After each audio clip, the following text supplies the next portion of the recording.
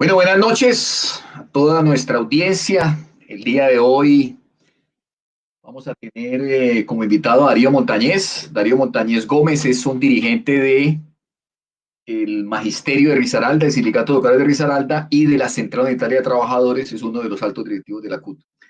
Bueno, Darío, bienvenido a este espacio y este espacio arranca de una forma muy sencilla. ¿Quién es Darío Montañez?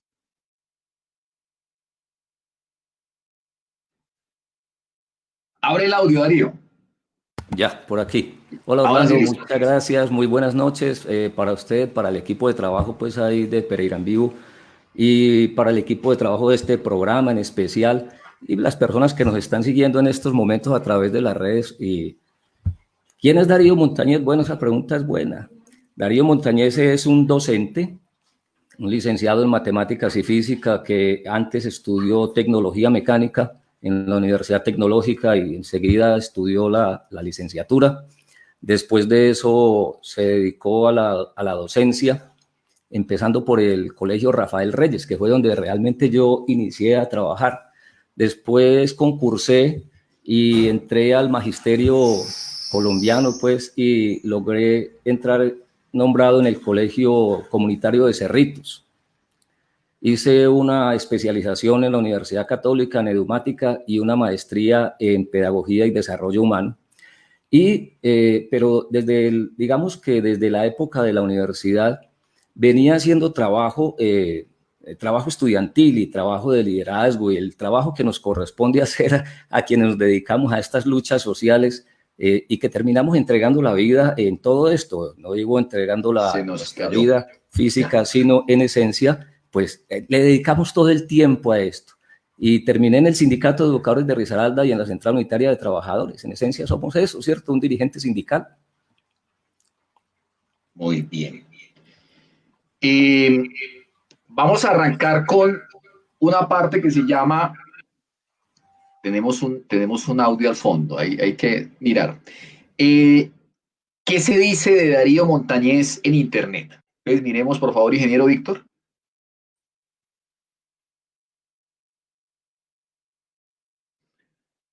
Bueno, entonces lo primero que sale es, bueno, de una vez, Darío Montañez, balance del ser. ¿Cuál es el balance del Sindicato de Educadores ¿Cuántos años llevas en el sindicato militante y como directivo, Darío? Bueno, yo me vinculé al magisterio en el 2006, en realidad. Y en el 2013 empecé como miembro de la Junta Directiva del Sindicato de Educadores. Allí estuve con el cargo de secretario general. En el 2016 hicimos elecciones nuevamente y en noviembre del 2016, pues volví a empezar en el siguiente periodo, ¿cierto? Que estamos en él actualmente, en el cargo de la Secretaría de Género, Inclusión y Equidad.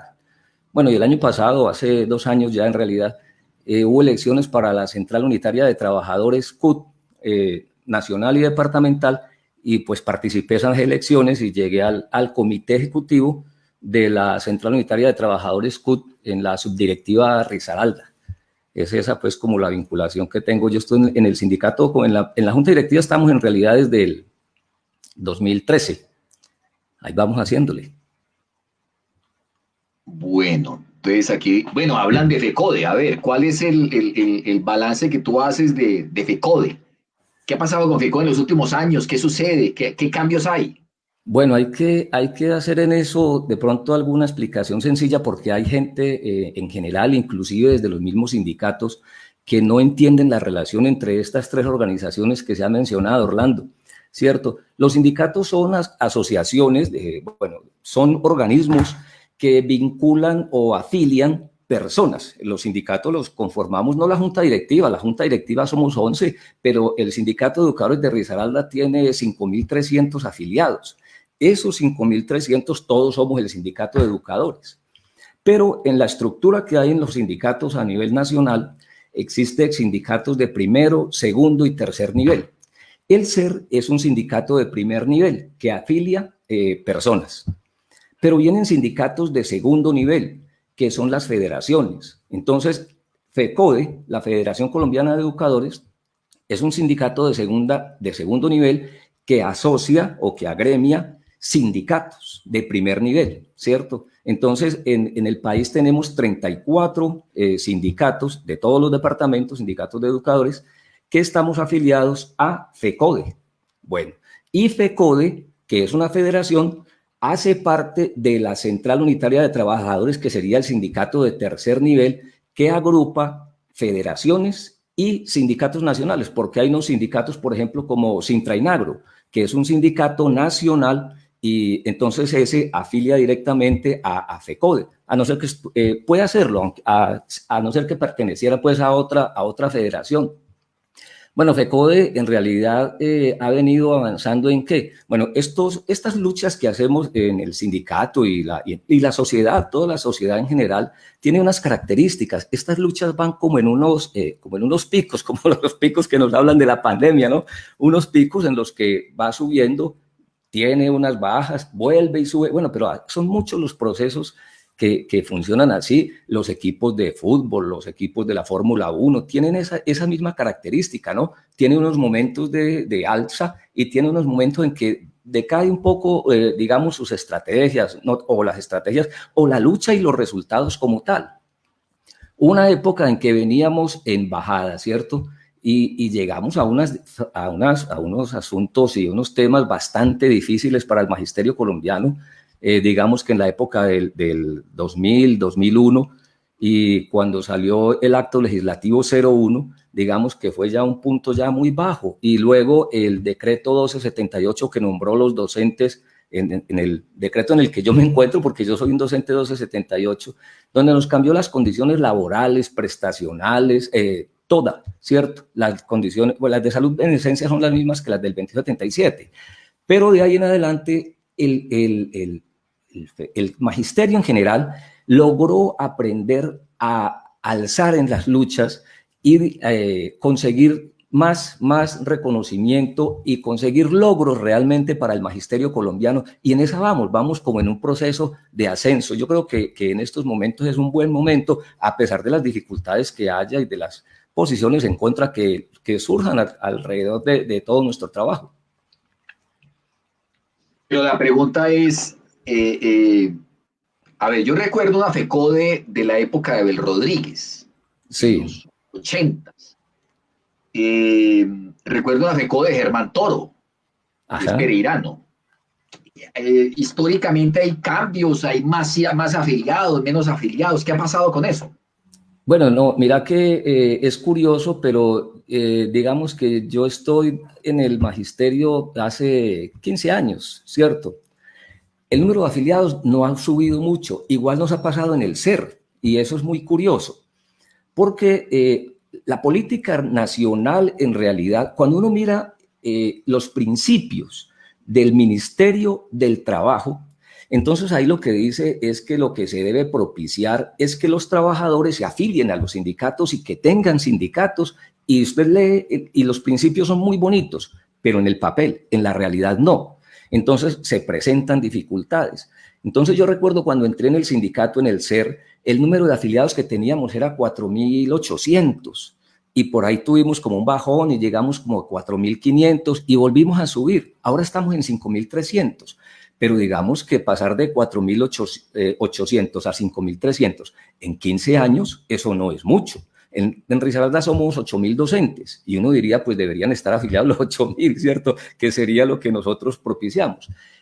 FECODE cuenta con 250.000 afiliados, y hace muchos años cuenta con esos mismos 250.000 afiliados. En realidad, mire que no es fácil que se agremien nuevos. Ahora, unos docentes que ingresan al magisterio se van afiliando, no todos los que entran, pero hay docentes que se van retirando, unos van muriendo, y el número permanece más o menos constante.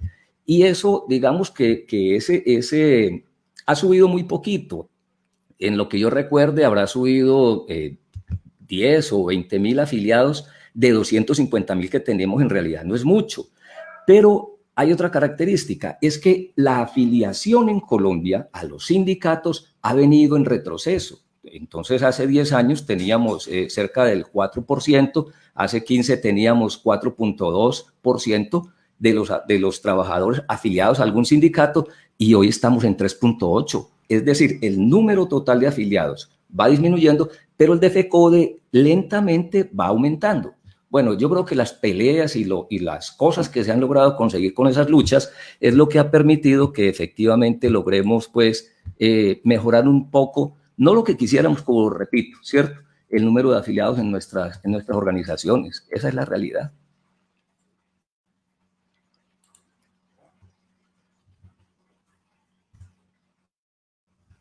¿Qué relación tiene el sindicato de educadores con los estudiantes de colegios o de universidades? Ahí se ve en pantalla una alusión. ¿Cuál es la relación? Bueno, la realidad es que el sindicato de educadores, bueno, los sindicatos en esencia funcionan sobre la base de que el principal fundamento de los sindicatos y el principio fundamental que nosotros propiciamos es el de la solidaridad, ¿cierto? Bueno, ¿la solidaridad con quién? Pues primero con los afiliados, con las otras agremiaciones sindicales, ¿cierto? Y con otros sectores sociales que existen en el país. Entonces, la lucha de los estudiantes, bueno, cuando estábamos en la tecnológica, todos sabemos cuando estamos estudiando, ¿cierto? Las limitaciones económicas de los estudiantes son muy grandes. Entonces, sacar un comunicado, sacar una chapola, pues, un volante, cualquier cosa, para los estudiantes que a duras penas alcanzan a tener la plata para comprar el almuerzo y pagar el transporte, y a veces ni para eso. Entonces, es una lucha complicada. Los estudiantes se apoyan en los sindicatos porque al fin y al cabo nosotros pues tenemos unos recursos propios que nos permiten hacer eso. Y dentro del presupuesto que nosotros disponemos Entra.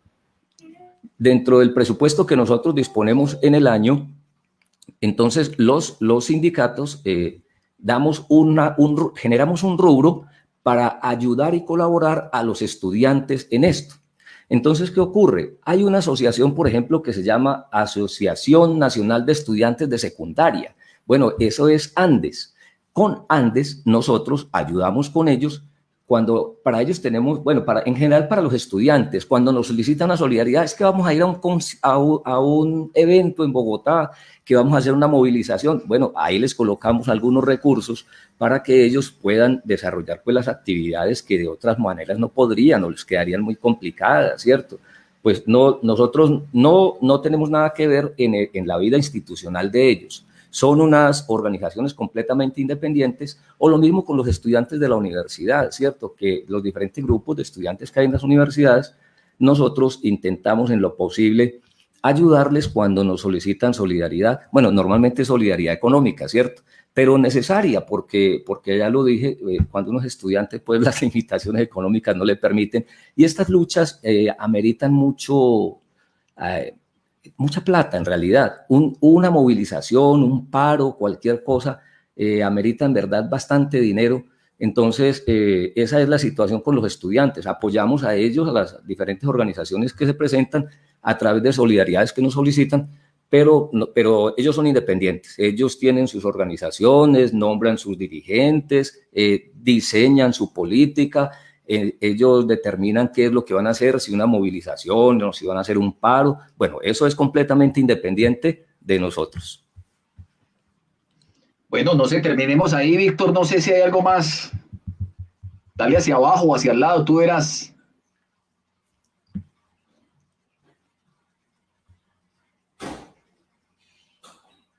Bueno, preguntemos eso. Devuélvete, por favor, al tarjetón, Víctor.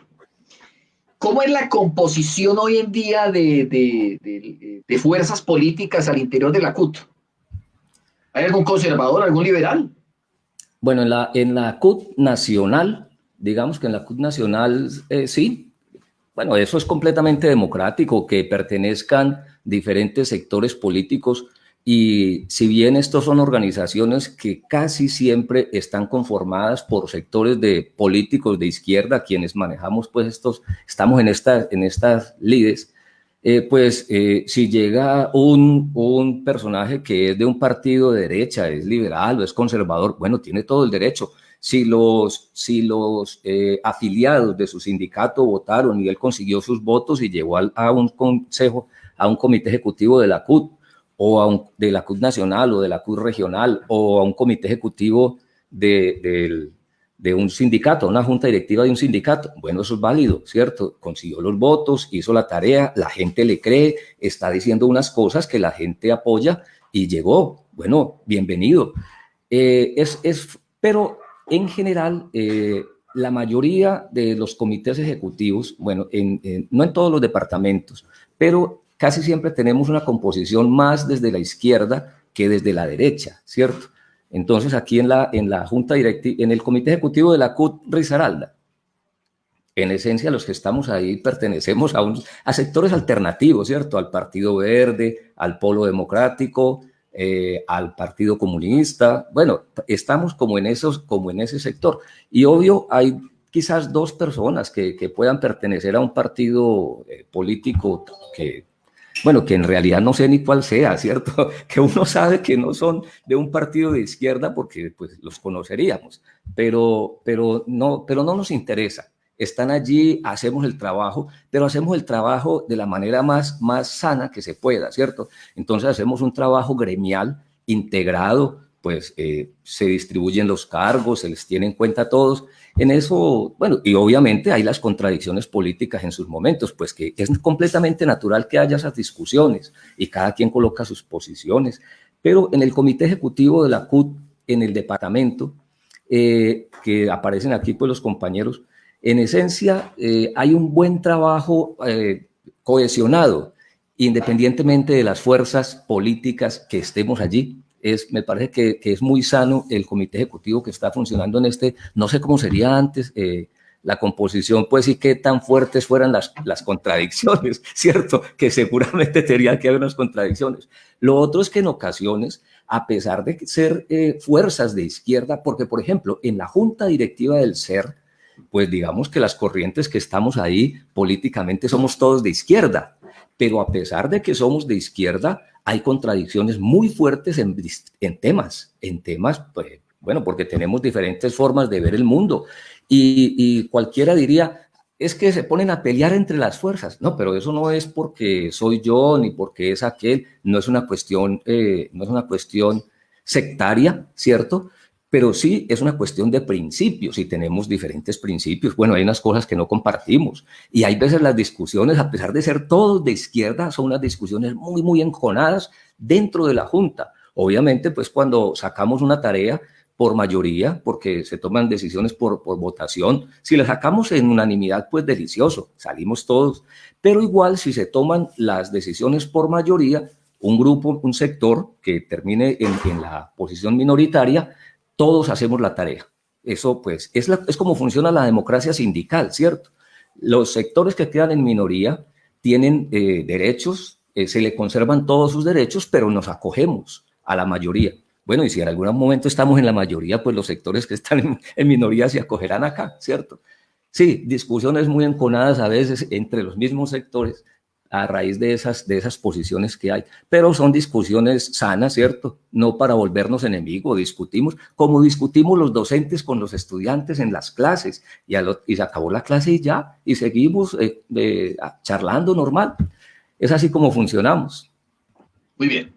Vamos a saludar a Vicky Montañez Gómez, a Julio César Arcila González, a Tulia Lucy Martínez, a Eudoro Rodríguez, a Cleo Gutiérrez, a Don Omar Buitrago Pereira, que nos acompaña en casi todas las emisiones, a Marta Lucía Torres, César Agudelo, que es uno de los grandes fans que tiene Darío Montañez, le cuento que le hace burras constantemente, Oscar Taborda Ocampo, Isabel Echeverry, Gerardo Osa Ramírez, Vivian Andrés Torres, Lady La Negra y otras personas que nos acompañan en este instante y los invitamos a compartir el enlace en WhatsApp y en Facebook y en las redes sociales que consideren porque todavía nos queda un buen trecho de programa. Bueno, Darío, vamos a pasar a el tema del momento. Entonces, por favor, Víctor, coloquemos en pantalla lo que es el tema del momento. El tema del momento tiene que ver fundamentalmente con una serie de pintas que han aparecido en la zona de Corales, por la zona de La Bomba, que vamos a ver si colocamos la imagen en este momento. Tienen alusión a las AUC y al BCB. Las AUC son las Autodefensas Unidas de Colombia y el BCB es el Bloque Central Bolívar. Una de las cosas que más nos llama profundamente la atención es que supuestamente ahí está la imagen, gracias Víctor, supuestamente las AUC no existen. Y supuestamente el Bloque Central Bolívar tampoco existe, porque si no existe las AUC, pues no existe el Bloque Central Bolívar. Entonces, Darío, ¿cómo ves tú eso? ¿Cómo ves esa situación? Bueno, la verdad es que como sectores políticos y gremiales, en cualquiera de los dos casos, nosotros nunca hemos estado con este tipo de actividades, ¿cierto? Siempre hemos considerado que las armas en últimas en un país deben estar, son un monopolio del Estado, ¿cierto? Independientemente de que tengamos pues diferencias en el uso que le dé inclusive el mismo Estado. Por ejemplo, los hechos que ocurrieron en Bogotá son unos hechos de repudio total de la nación. Pero este tipo de actividades pues de grupos armados al margen de la ley no nos ha parecido nunca, en esencia nunca, que hayan sido el camino correcto para tramitar, digamos, las diferencias que hay en una sociedad civilizada. Ese no puede ser el camino, ¿cierto?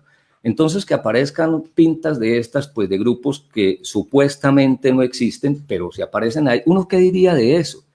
¿Nunca desaparecieron? ¿O las pintó alguno porque se le antojó? Bueno, normalmente una pinta de esas no la va a hacer alguno porque se le antojó y voy a ver a quién asusto, ¿no? Porque si lo pillan en una de esas, pues seguramente va a tener unas dificultades muy serias. Entonces dice uno, bueno, entonces es que no han desaparecido. Si no han desaparecido y están por ahí, pues es supremamente lamentable. Yo insisto, no es este el tipo de métodos que se debe utilizar en la civilidad para resolver los problemas políticos, porque en esencia es eso, ¿cierto? O económicos inclusive que haya entre una sociedad. Entonces, pues es desafortunado pues, que salga este tipo de cosas. No ha progresado más, ¿cierto? Que es lo que le deja pues a uno como la duda, ¿cierto? ¿De dónde salió? ¿Si salió? ¿No salió? Pero indiscutiblemente no debería existir. Nunca debió existir, no es lo que le hace bien al país, ese tipo de ambiente, no le favorece a una democracia en ninguna parte, y de todas maneras habrá personas que efectivamente han sufrido el flagelo pues, de estos grupos y que obviamente pues, lo repudiarán más todavía, ¿cierto? Pero de todas maneras creemos que no es el camino correcto. En el Sindicato de Educadores de Risaralda o en la Central Unitaria de Trabajadores Subdirectiva CUT a nivel de Risaralda, ¿hay información de presencia de estos grupos en la ciudad o en el departamento? No, mira que no.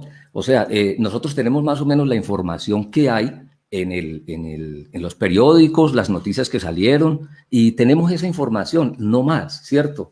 Entonces, no, en realidad no tenemos más información de la que estamos viendo en la pantalla, que también la vimos nosotros, y alguna noticia que haya sacado, pero no más. ¿Qué piensas tú, Darío, de todo el informe que dejó la defensora del pueblo antes de retirarse sobre el tema de una alerta de derechos humanos en Pereira y en Risaralda?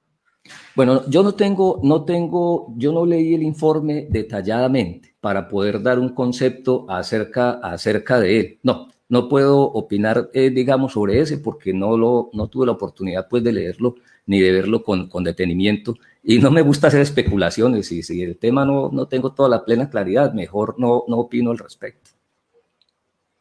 ¿Ustedes tienen un área de derechos humanos en la CUT? Sí. En la CUT como tal la maneja el compañero Huber Ramírez, ¿cierto? Él es un docente de APIA. Y en el CER también, inclusive hay una profesora que es miembro de la junta directiva, se llama Natalia Toro Osorio, ¿cierto? Ella es una docente vinculada en Marsella. Ella es la que está encargada de este tema de los derechos humanos. Entonces, pues obviamente hay unos eventos que ella desarrolla, que ella lidera, que ella funciona, ¿cierto? Y hay algunos temas, además, Orlando, y para las personas que nos están viendo, hay unos temas que inclusive a veces por seguridad no le dan información a uno. A pesar de ser de una junta directiva o de la CUT, hay temas que los mantienen. No sé hasta cuánto sea eso en realidad efectivo y sea sano, ¿cierto? No sé hasta dónde, pero hay unos temas relacionados con estas cosas que, por ejemplo, los amenazados, docentes amenazados o docentes asesinados y esas listas, lo que tiene que ver con lo de la JEP, ¿cierto? Hay unos temas de esos que no todos los de las juntas directivas lo conocemos y pedimos a veces la información y no nos la dan, ¿cierto? Entonces, y termina en el comité que le corresponde. Entonces, bueno, quien tiene esos comités seguramente tiene mayor información al respecto. De hecho, la tienen porque la manejan, ¿cierto? Muy bien. Bueno, vamos a pasar al semáforo. El semáforo, en esta ocasión hicimos un cambio porque generalmente el semáforo era el tema local y ahora escogimos el tema nacional, los cruzamos. Pues el semáforo tiene que ver con las confesiones que acaban de hacer las FARC. Esa es la última confesión grande que hicieron las FARC. Parece ser que la disidencia de las FARC, Romaña y Iván Márquez, amenazaron a las señores de las Fuerzas Alternativas Revolucionarias del Común, al partido de las FARC, al partido de movilizados, sobre que pues no estaban diciendo la verdad y que entonces ellos iban a salir a decir que todo era una mentira. Entonces, estos señores pues acaban de confesar el asesinato en la guerra de Álvaro Gómez Hurtado, varias veces candidato presidencial del Partido Conservador, hijo de Laureano Gómez Hurtado, una de las figuras más polémicas del Partido Conservador en la historia de Colombia, Laureano Gómez Castro. Dicen que también dieron de baja a el Javier Delgado, que era el fundador del Ricardo Franco, una disidencia de las FARC en los años 80, masacró a 200 hombres más o menos de su propia organización, a Jesús Antonio Bejarano, un consejero de paz, el consejero de paz de Gaviria, de César Gaviria, el presidente oriundo de Pereira, que era profesor de la Nacional, fue asesinado entre la Nacional, un economista muy importante, por cierto, de este país. Fernando Landazábal Reyes, que fue ministro de Defensa, creo que era ministro de Defensa a la época de la toma del Palacio de Justicia, puedo estar equivocado, o tengo un rango muy alto en ese instante. Pablo Guarín, que era un representante de la Cámara, es el líder en gran medida de Puerto Boyacá, cuando en Puerto Boyacá había o hay una valla enorme que decía capital anticomunista de Colombia. Y finalmente, Hernando Pizarro León Gómez, que es el compañero de Javier Delgado Rey, los dos eran los comandantes de Ricardo Franco, hicieron parte pues, de esta masacre. Estos son asesinatos, ajusticiamientos, en esa época los llamaban las FARC, de los años 90, o sea, ahí creo que el de menos tiene 20 años, o 20 o 24 años, es parte de la historia del país. Entonces se ha armado todo un debate sobre esto y hay pues diversas posiciones, pero vamos a pedir a Darío que Darío nos haga el semáforo en lo rojo y en lo verde de esta situación y yo con mucho gusto le saco la mano. Dale, Darío, entonces, ¿cuál es el rojo o el verde? Tú verás por dónde arrancas. Vamos por el rojo. Bueno, muy no bien, por, semáforo rojo. Hombre, no, yo creo que este es otro de esos hechos lamentables que el país le ha tocado sufrir, ¿cierto? Sufrir una guerra en últimas en la que la sociedad en general pues sale involucrada de manera negativa, ¿cierto? Es otro de los procesos que, como el anterior que estábamos mencionando, yo digo, bueno, tampoco debió existir, bueno, pero esa es hay quienes consideran que ese era el camino. Bueno, hay quienes consideramos que ese era no era el camino adecuado en un proceso de un litigio político y se dio pues toda esa gran cantidad de cosas como estas que están mencionando, que se mencionan, que han dicho confesar ahora, lo hacemos, sí, fuimos nosotros. Bueno, yo creo que la parte en rojo es esa, no debió existir estos procesos, ¿cierto? Y es un poco tardío a mi juicio, aunque dicen para unas cosas que nunca es tarde, pero pues mantener una verdad de estas durante tanto tiempo camuflada, cerrada, pues no, yo creo que no es conveniente ese proceso, sería mucho mejor inclusive desde el mismo momento en que empezó a funcionar todo el proceso de la JEP, pues que se mencionara y listo, ¿cierto? Además porque le daría más credibilidad inclusive a ellos, que estuvieran diciendo las cosas desde el primer momento sin dificultades. Pero bueno, yo creo que esa es la parte negativa. Igual un proceso que una sociedad, que es lo que decimos, una sociedad civilizada no debería estar sufriendo, ¿cierto? Bueno, habrá la parte, ahorita miramos algo si hay una parte verde, pero yo creo que la parte negativa es esa, ¿cierto? El primer rojo es el hecho que sucedió. Y el segundo es, yo creo, la parte que se demoren un poco tiempo se demoren como algo de tiempo para mencionar lo que se debió hacer desde antes, es lo que considero. Bueno, y lo verde. ¿Qué es lo positivo? Y usted no iba a ser el amarillo. Si yo le hago el amarillo, pero hágale. Yo pensé que era del mismo orden del semáforo. Bueno, no, yo creo que hay una cosa, el país, todos los países necesitan que vivir en paz. Es parte de nuestra constitución política, es una necesidad, es un derecho que tenemos los ciudadanos a vivir en paz. Que un sector político que consideró en su momento que la lucha armada era el camino y que se metieron en esa tarea durante 50 años, ¿cierto? Y que en un momento determinado dijeran ellos mismos, no, este ya no es el proceso, por las condiciones que sea. Pero el proceso de meterse en el proceso de paz, que quizás fue la única política del gobierno Santos Que apoyé. Que apoyamos, sí, que apoyé, porque yo también me fui a hacer el proceso, sí, yo también me fui a hacer el proceso y a buscar los votos por el sí, para el plebiscito. Sí, yo me fui a hacer esa tarea y la hicimos con mucho cariño. ¿Por qué? Porque consideramos que en la civilidad, el hecho en que ellos digan, entregamos las armas y nos vamos a hacer política, ¡ah, qué rico! Y que expongan sus principios políticos de cara al país, pues como lo hacemos los que estamos en esto, ¿cierto? Y bueno, y si pueden estar ahí en el Senado, pues que estén, y si están en una Cámara, que estén, y si están en una asamblea o un consejo, que estén, pero en la civilidad, eso es lo que protegemos. Yo creo que es la mejor, ¿cierto? Ahora, decía yo en el primer rojo, ¿cierto? Pues lástima que se demoren tanto para hacerlo. Yo creo, pero hay una cosa que es importante. Bueno, si eso es verdad, si lo están diciendo, supone uno que es verdad, ¿cierto? Nos acogemos a eso. Y se supone que es un criterio, con criterio que lo están haciendo, muy serio, ¿cierto? Entonces, la parte verde es, primero, que lo expresen y que, pues, si hay que pedir perdón, pues lo hagan, que si hay que arrepentirse, pues que lo hagan. Y la parte verde más bonita para mí es que se vinculen definitivamente a la civilidad y vengan y hagan la política como la podemos hacer directamente, que yo pueda estar tranquilo hablando con alguien que es de otro sector, que tiene otra concepción del mundo, que tiene otra concepción política, pero que podemos discutir como lo hacemos en los sindicatos gremialmente, ¿cierto? Entonces discutimos, pero que eso no me convierta ni en enemigo, ni en un objetivo militar en un momento determinado. Entonces yo creo que la parte verde es esa, que hayan regresado, que estén aquí con nosotros haciendo la política como corresponde.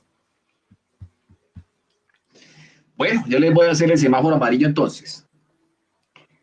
A ver, sobre el tema de las confesiones de las FARC, tenemos que ser como serios y como coherentes, ¿no? Porque le hemos pedido a unos guerrilleros que se desmovilizaron hace poco que nos entreguen la verdad de lo que hicieron. Eso es una de las condiciones que se le puso al proceso de paz. Que además participen en procesos de acogimiento a la justicia y que además reparen sus víctimas. Entonces, cuando estas organizaciones salen a decir la verdad, el país no tiene por qué asustarse y no tenemos por qué asustarnos por lo que están revelando. Que llevábamos 25 años o más sin saber qué había pasado con todos esos señores asesinados. Especialmente en el caso de Álvaro Gómez había 30 hipótesis. Nunca se habló de que las FARC estaba involucrada. Entonces tenemos que ser como coherentes con eso.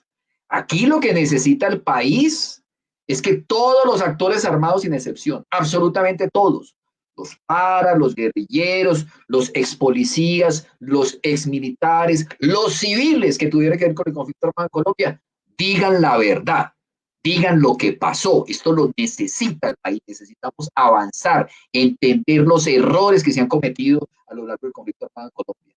Esos son los pasos que necesitamos para avanzar en este país y entre más verdad haya, mucho mejor para Colombia. Ahí terminamos el semáforo. Bueno, muy bien. Darío, vamos a pasar ahora a la pimienta.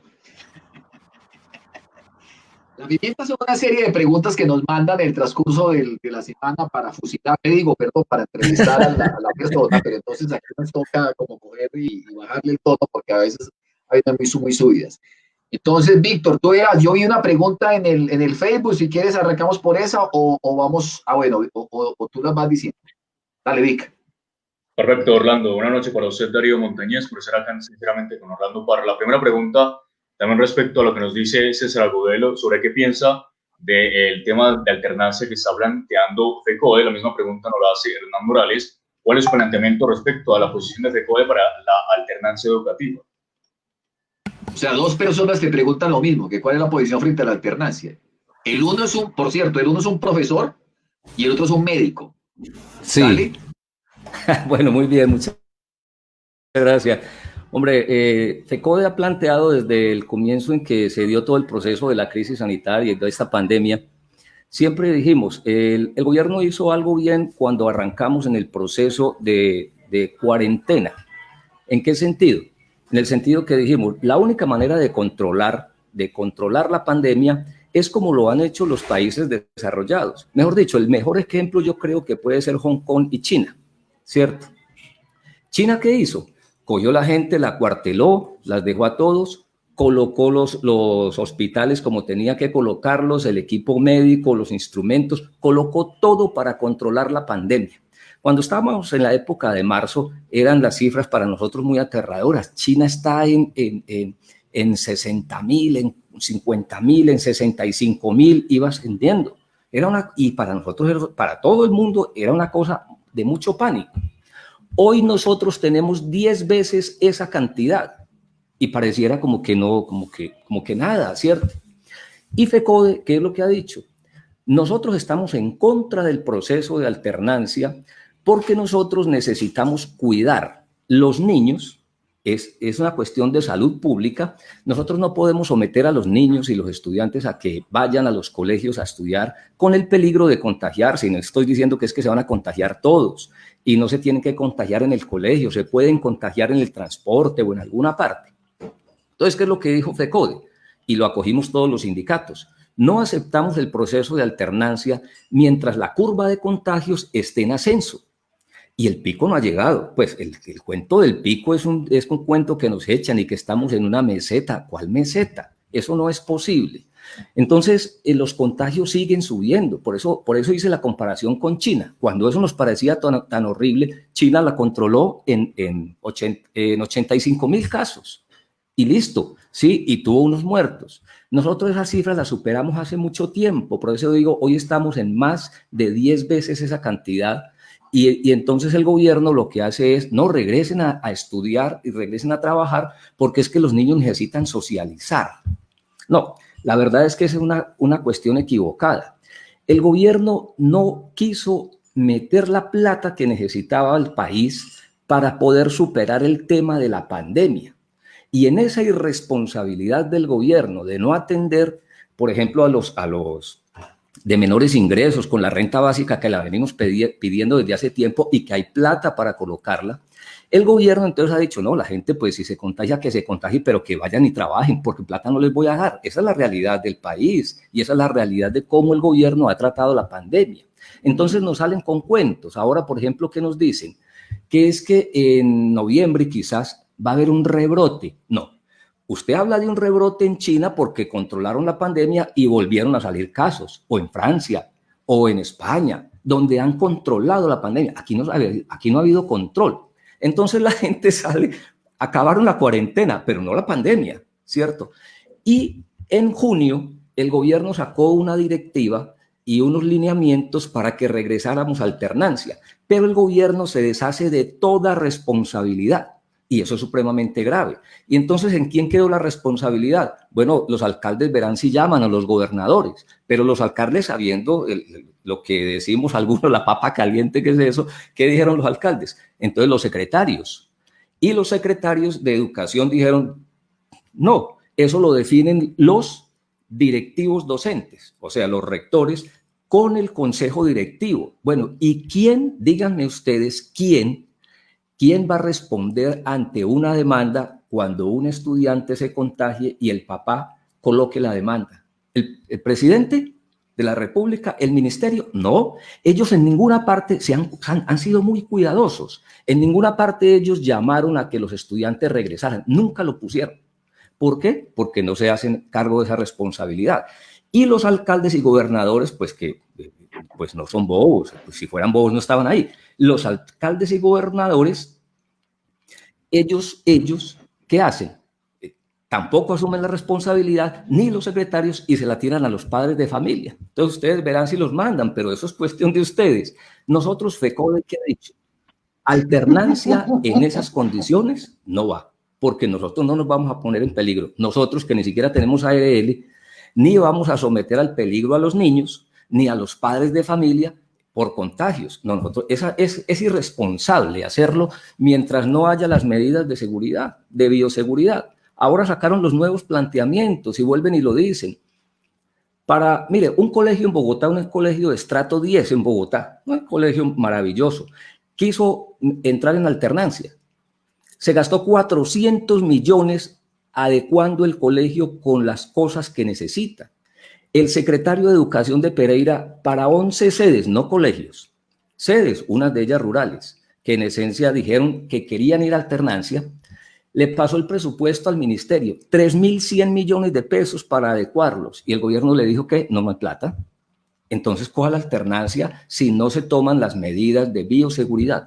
Y cuando uno mira el 1726, la resolución 1726, ¿qué hace? Es adecuar y añadir otros protocolos de bioseguridad a la 666, ¿cierto? Entonces, esto tiene muchas dificultades y FECODE dice, no es que nosotros no queramos ir a clase, con eso termino. FECODE ha dicho, nosotros sí estamos interesados, todos los docentes queremos regresar a clases, porque es que por aquí el trabajo en casa se ha duplicado y estamos trabajando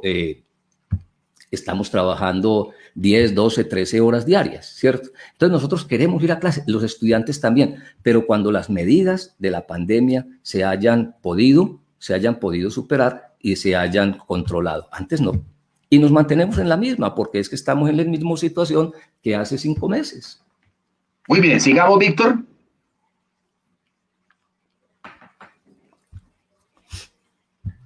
Sí, por acá la segunda pregunta nos la hace Ana Ágora. ¿Qué piensa de la Secretaría de Educación de ese gobierno en cabeza de Leonardo Huerta? ¿Buena o mala? Bueno, no, las secretarías de educación tienen unas dificultades generales en el país, no ni siquiera con esta, es en general en el país. El Ministerio de Educación y las secretarías como parte que terminan siendo pues orientadas directamente por el Ministerio de Educación, ellos desde el Ministerio, lo repito, no tienen dentro de todo su fundamento y de sus principios velar por la calidad de la educación en el país. Esa no es la función del ministerio ni de las secretarías. Ellos lo que hacen es administrar unos recursos y los recursos para educación en realidad son supremamente precarios, ¿cierto? Entonces esos recursos, el buen administrador para el gobierno, pues es muy bueno un administrador cuando con la misma plata o con menos hace lo mismo o más. Bueno, pues entonces los secretarios de educación normalmente pues tienen el vínculo directo con las alcaldías y con las gobernaciones y en general esas secretarías no pueden hacer mucho, en realidad no pueden hacer mucho y entonces no puede uno calificarlas de buenas. Digamos que con el secretario de Educación de Pereira, que es con el que están preguntando ahora, hicimos un proceso de negociación inclusive, que no fue tan dificultoso, para que vean. En ese sentido, digamos que en la relación que hicimos con el sindicato, en la negociación del pliego de peticiones de este año, hubo una relación amable y tuvimos acuerdos en muchas cosas de manera bastante sencilla. Sin embargo, la contradicción principal que hemos tenido con él es todo este tema de la alternancia, ¿cierto? Y el manejo que se le ha dado, por ejemplo, al tema de la jornada única. Pero repito, no es con este. En general, los secretarios de educación pues no pueden hacer otra cosa y van amarrados pues a las políticas nacionales y se acogen a ellas, ¿cierto? Es difícil que un secretario pueda tomar determinaciones allí acordes con la educación como tal y con el proceso educativo como tal para mejorar su calidad. No es tan fácil para ellos, pero creo que tampoco están pues interesados en eso. Ellos manejan los recursos económicos y como tal pues hacen el manejo de los recursos, ¿cierto? Que la eficiencia para ellos consiste, lo que decía ahorita, en hacer más con la misma plata o con menos. Es así. Entonces no se puede decir que es ni buena ni mala. A mi juicio es, bueno, pero están diciendo, ¿es buena o es mala? Yo diría que es mala, a pesar de que tuvimos una relación en una negociación que no fue pues tan mala. En general, yo creo que el trabajo de la Secretaría de Educación no es un trabajo bueno. Bueno, don Víctor. Por acá continuamos con Hernán Morales. Dice, ¿qué planteamientos se han hecho al gobierno desde los grupos sindicales para mejoramiento de condiciones económicas que no sean subsidios?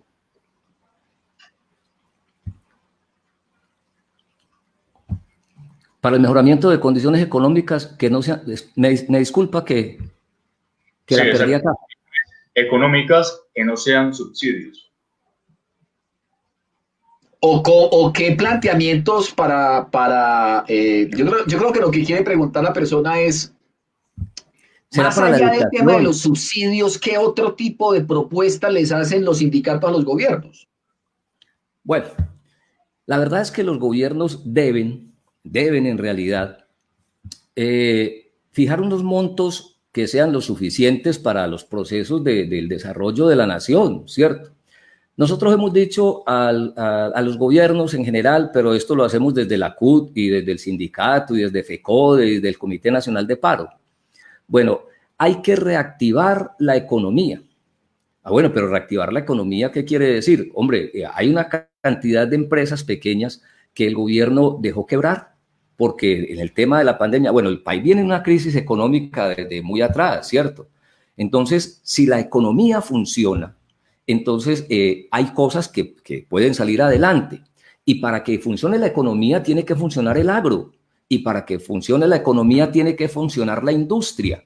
Pero, por ejemplo, los tratados de libre comercio no le permiten a la industria nacional salir adelante, ni al agro, ¿cierto? Estamos importando 14 millones de toneladas de alimentos, cuando en el 2000 importábamos 500 000 de toneladas, un poquito menos, arruinando la producción nacional. Eso genera desempleo y hace de todo. Entonces, pues sí, hay unas cosas que son subsidios que ni siquiera en últimas los hemos pedido nosotros. Los subsidios los termina dando el gobierno, ni siquiera los pedimos nosotros, ¿cierto? Cuando nosotros dijimos renta básica, dijimos, démosle en pandemia un salario mínimo a 9 millones de trabajadores colombianos que perdieron sus trabajos en las empresas y demás, en las pequeñas empresas, o que eran trabajadores informales y son el 60%.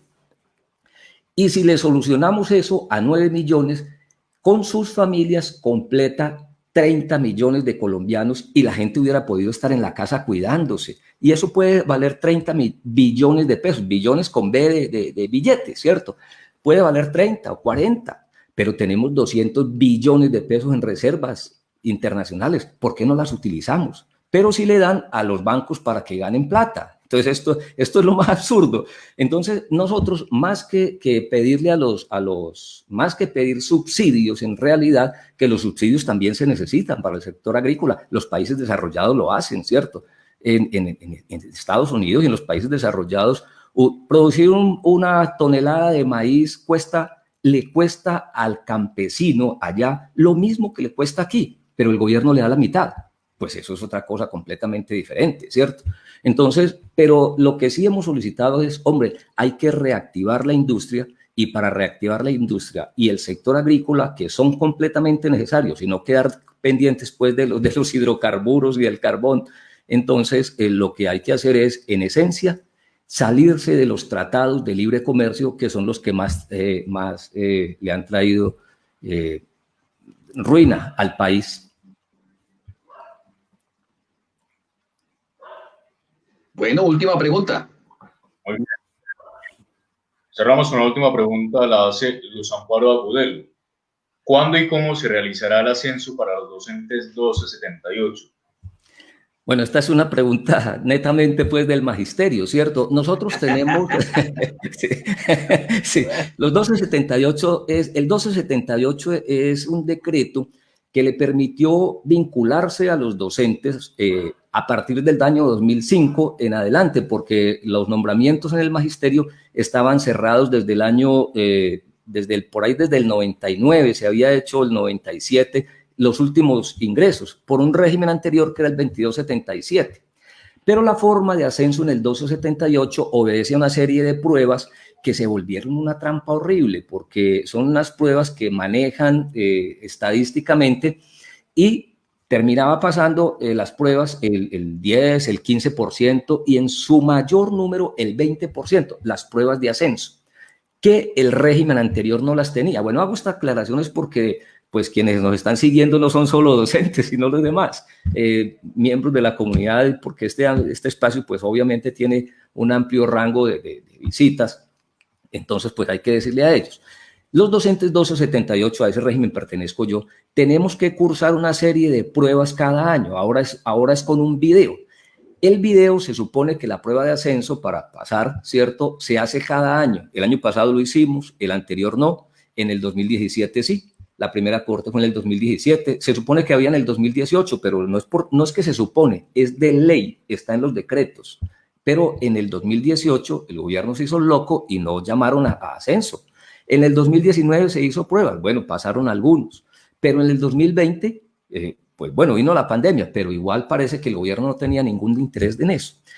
FECODE está en estos momentos negociando con el gobierno e insistiendo que aplique la ley y que nosotros nos acogemos plenamente a la ley, y la ley es que citen al concurso para ascenso. Se supone que el año entrante, pero se supone, digo yo, es porque está la ley. Entonces uno que dice, pues si está la ley simplemente la aplican.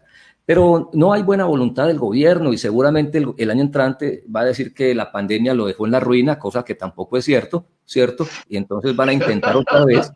No, no es cierto. Si estamos mal, veníamos desde antes de la pandemia. No es porque la pandemia, porque además el gobierno no metió en la pandemia la plata que necesitaba meter, pues, para solucionar la situación del país. Entonces seguramente va a decir el año entrante que es que ha invertido tanta plata en esto que no tiene con qué darle ascenso a los docentes. Pero en realidad, por ley, y lo estamos peleando a nivel nacional, deben hacer concursos de ascenso el año entrante.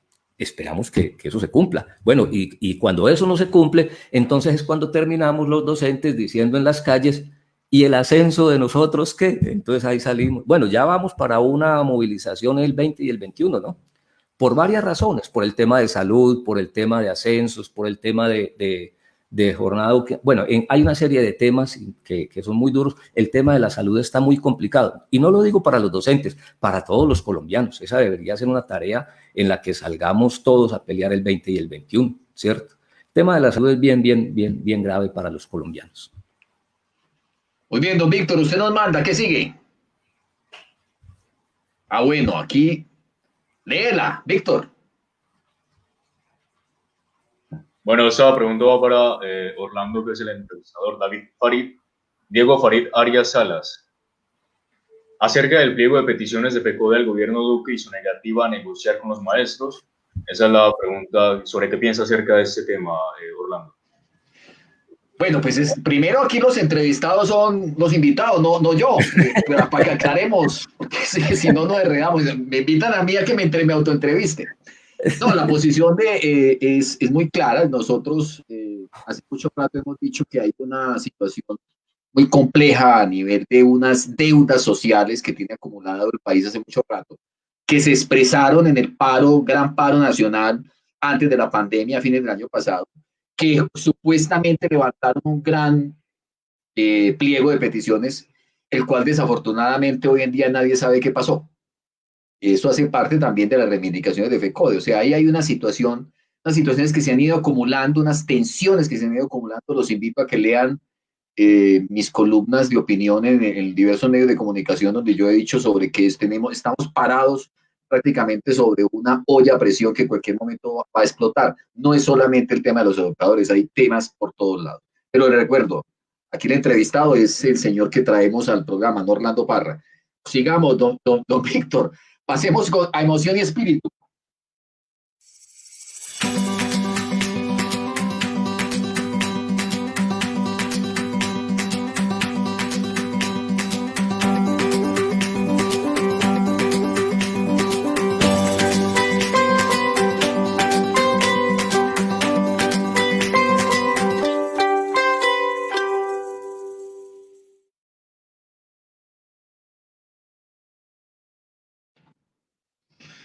Bueno, como aprovechó Víctor ahí que estaban como interesados más en Orlando que en el entrevistado, entonces le recordamos que estamos en este tema del libro. El libro es un libro que trae 25 columnas, 25 comentaristas, 25 años, ya está próximo a salir de los 30 años. Sí ha tenido una acogida interesante, lo pueden conseguir en el 318 318-531-2053. Si quieres, al final, Víctor, les colocamos el número 318-531-2053. Cuadran por es un libro muy barato, vale, creo que son 13.000 pesos, entonces ahí lo pueden conseguir. Pero bueno, llegamos al emoción y espíritu. Darío, esta es la sección que más me gusta a mí de este programa. Todo ¿y quién sabe los entrevistados? Ojo, pues, porque aquí las respuestas son de una palabra, máximo 3. O sea, al grano. ¿Verdad? Porque ya nos quedan 5 minutos. La primera pregunta es, ¿cómo te gustaría morir? Tranquilo, en la cama, ojalá que no sea de una enfermedad de esas como el cáncer. Perfecto, muy bien. ¿Cuál aparato quieres que inventen? Bueno, el del viaje en el tiempo. Excelente. ¿Qué fue lo último que no lo dejó dormir?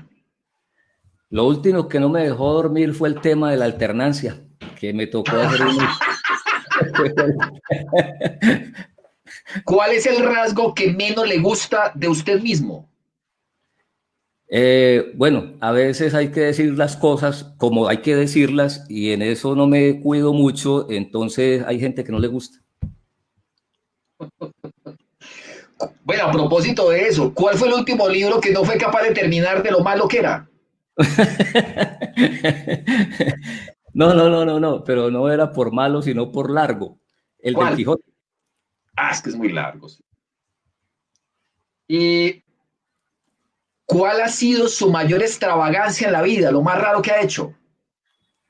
Lo más raro, no, yo creo que no he hecho así cosas extravagantes, que diga. Aquí hemos tenido invitados que se les transforma el pelo, inclusive en la entrevista. ¿Usted no le ha pasado cosas raras con el pelo? No, ropa. Mira que no. Cualquier carrera por ahí de carros, pues cualquier cosa de esas, pero no más. No. ¿Cuál es su mayor miedo? Bueno, el miedo en realidad es lo que está sucediendo en el país y en el mundo y que esto nos lleve cada vez más a la ruina. Es mi mayor temor, ¿cierto? Que cada vez el gobierno utilice, yo sé que son 3 palabras, pero los miedos hay que explicarlos mejor.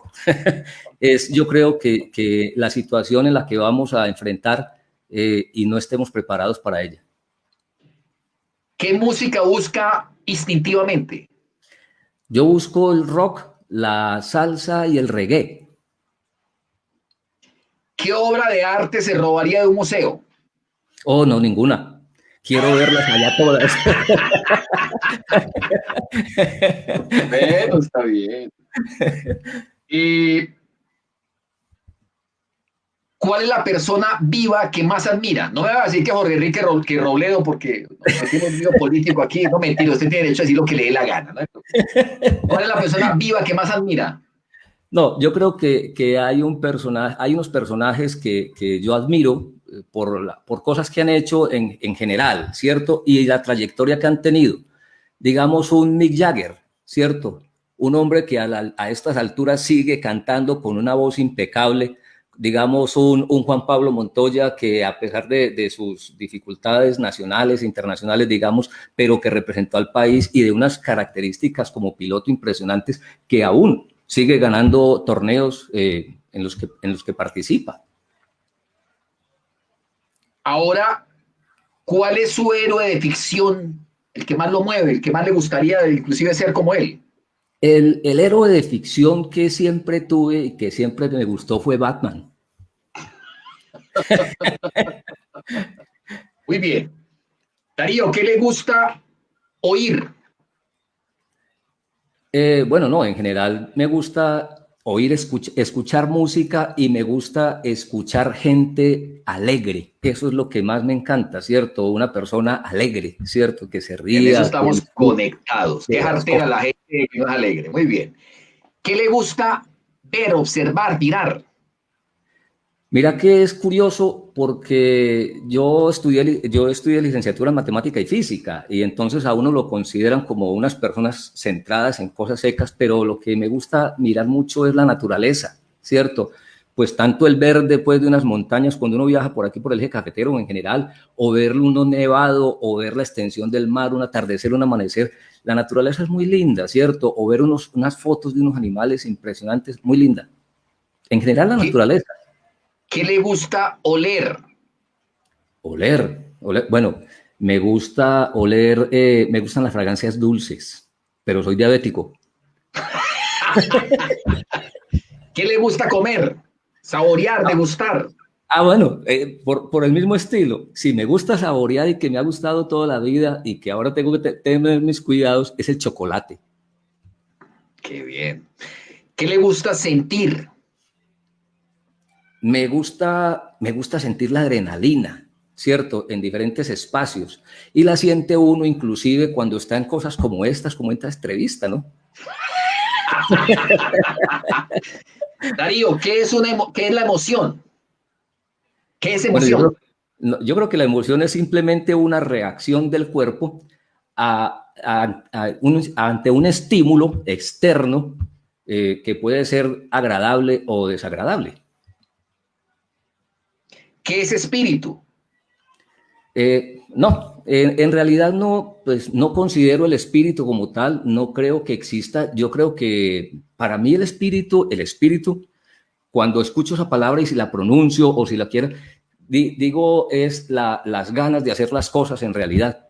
Tiene espíritu para ser un cantante, es eso en general, pero no desde el lado de la religión, porque pues no, de ese lado no tengo esas creencias.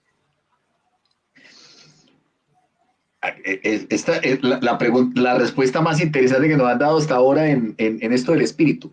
Entonces, me toca arreglarle lo que sigue. ¿Dónde se conecta emocionalmente? Nosotros decimos dónde se conecta emocional y espiritualmente, pero bueno, usted es ateo, listo. ¿Dónde se conecta emocionalmente? No, yo creo que las conexiones y emocionalmente uno se conecta con algo que dije anteriormente, con personas que independientemente de su situación económica, política, social, de lo que sea, son personas alegres que disfrutan la vida y que hacen cosas por avanzar, ¿cierto?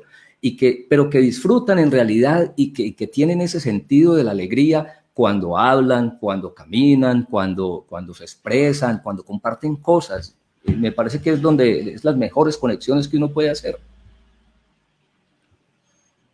Bueno, ese ha sido nuestro entrevistado del día de hoy. Muchas gracias a Darío. Una entrevista, yo la esperaba más corta, pero fue larguísima y sustanciosa. Mediando Dios, la próxima semana, nuestro invitado es, creo que Iván Marulanda, ya hasta se me olvidó la lista. Pero bueno, ya saben que dentro de 8 días estaremos aquí con otro invitado. Les contamos que andamos buscando al señor Sergio Fajardo, el mismo que ustedes creen que estoy diciendo. Ajá. Estamos buscando al señor Gustavo Petro, a ver si alguien nos ayuda a concretar a Petro, y estamos tratando de traer una serie de figuras nacionales a este espacio, dada la acogida que ha tenido el espacio en la ciudad y especialmente Pereira Vivo. Muchas gracias, Darío. Por favor, ponlo en pantalla, Víctor. Muchas gracias a Darío, muchas gracias a Víctor, muchas gracias a Claudia Esperanza, a Claudia Valentina y a todos los que están detrás de cámara de este programa. Darío, gracias y si Dios quiere, hasta la próxima. Muchas gracias, Orlando. Muchas gracias, Víctor, todo el equipo de trabajo y la gente que nos estuvo siguiendo aquí, docentes, amigos, trabajadores, bueno, y la gente en general. Muchas gracias por este espacio que para nosotros que estamos en estas lides no son fáciles de conseguir. Muchas gracias también a César Agudelo que nos ayudó en el contacto y Orlando, a usted por la deferencia pues de permitirnos estos espacios que, repito, para quienes estamos en estos sectores sociales no son fáciles de conseguir. Muy amable por todos. Sí, les confirmo que viene Iván Marulanda el 18 de octubre. Es Iván Marulanda que sigue y cerramos este mes con el Sagladio y Cifuente. Entonces, ahora sí, adiós y muchas gracias. Ahí estaremos. Chao. Chao, muy amable.